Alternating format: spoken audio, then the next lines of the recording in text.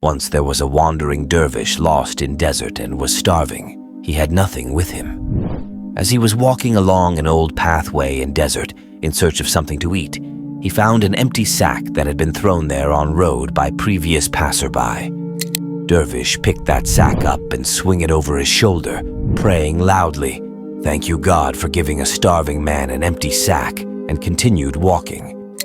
After walking some distance, he came across an old hunting bow whose string were broken.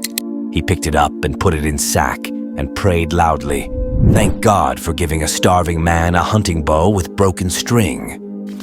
A bit further down the road, he saw an old tree that was dry and dead and bore no fruit. He broke a few branches off that old tree and put them in his sack, and again loudly he prayed, "Thank you, God, for leading a starving man to an old dry and dead tree."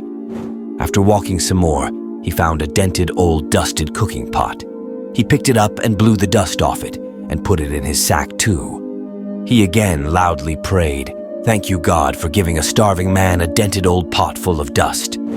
As he continued walking, he found a fishing hook, but no fishing pole.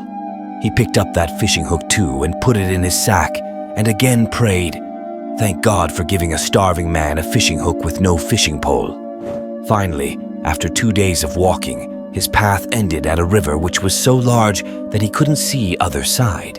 Old Dervish fell to his knees at riverbank and prayed loudly, "Thank God for leading a starving man to such large river that he cannot hope to cross." Then he sat there and emptied his sack. He took the fishing hook and tied it to the broken string of hunting bow and started using it as a fishing pole.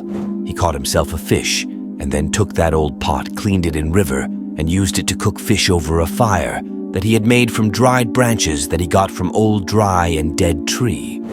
Listen, always trust in God.